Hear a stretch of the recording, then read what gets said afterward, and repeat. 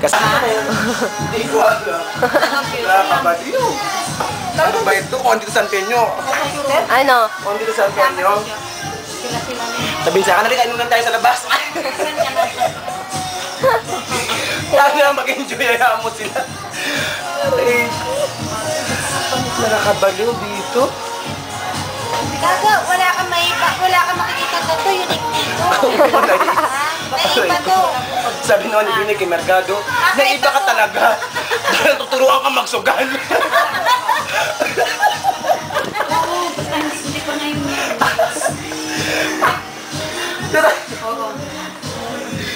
Naiba si Mercado dahil tuturuan ka magsugal. Sugarol ba? Sige, hindi mo. May table pa dyan. Ay ko. Ay na ako mababaliw ka dito. Kenneth, kain kayo, oh. Paano hindi ka mababaliw? Nag-aantay ka sa wall. Kaya nga. Ay! Na-record! Hindi, alam mo yan. Ah, Hindi naman yan inaahiya dahil unang-una, kita naman talaga eh. Para tinag-antay sa ano. Di ba? ano? Nag-aantay ka saan? Sa ano nga? Wala, wala tinantay. Hindi invited. Oo. Yung nagtibo. Yun lang hindi invited. Hindi ba sinabi mo, naano mo ako? Ulitin mo. Ulitin mo, Cesar! Pag sabi ba naman makakita siya importante, nakakaibdibo niya. Sira, wala to sa'yo. Sasabihin ka mamaya kayo. Ang dami kong nakukuha ang kwento. Sasabihin. Yun nga sinabi kanina. Oo, narinig ba? Di ba? Yun yung natin. Hindi, narinig din. Kasi siya nagtanong eh. Di ba ikaw nagtanong? Sila nagtanong. Hoy! Wait lang. Mag-iusip muna ako. Mag-iisip muna ako ng ibang kwento. Hindi nilagay ni Yelo. Halika dito. O, mag-iusip muna tayo lahat. Hindi ka kainin. Wala yan daw nag-yoyosi. Gaga. Kati Isa-isip mo, Tina. kalat pagkalate. Nako, kuya, wala akong ano dyan, ha? Cesar yan. Cesar lang kasi. Ay, ano ba ako lang? Ano sila, ano?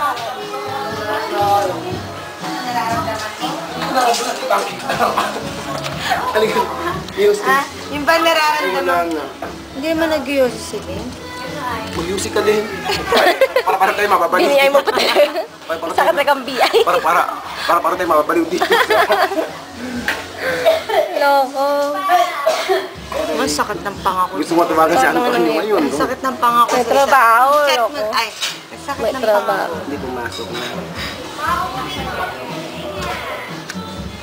Alam mo, masaya na yun kasi pag Oo, sinelebrate ng kapatid, parang na-celebrate na rin niya.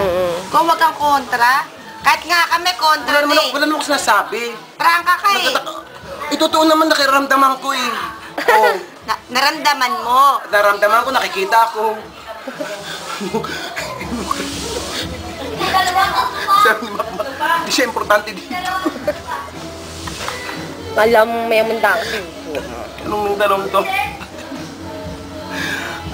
Makmak talaga.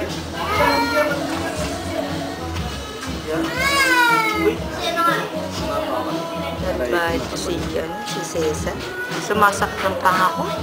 Sakit ng ano Saan bahay ka dyan? Ang sakit na ng pangako. Ang nasabi ko lang yun. Minamalat tuloy ako. Nakatulog kaya yung bata ngayon? Oo, pinag-uusapan mula kanina eh. Sabi ko, change topic na. Di mas maganda nga rin yun, para maramdaman niya. In the first place, alam niya may Wala handang. naman pakiramdaman. Wala naman pakiramdam yun eh. Kasi ang tawag In the first place, meron siya, alam niya, na kahit pa paano, yun lang yun. Alam mo minsan pag sa kami- ano, sa pamilya. Saka pag kami pa nga nito, Mas marami pa siyang ano, marinig sa mas skandal. tawag ito. Ang aking gusto ko iparamdam din kay Tony kasi siguro minsan din niya naiisip na ano ang dapat niyang gawin. Sinasabi ko sa kanya anong dapat niyang gawin.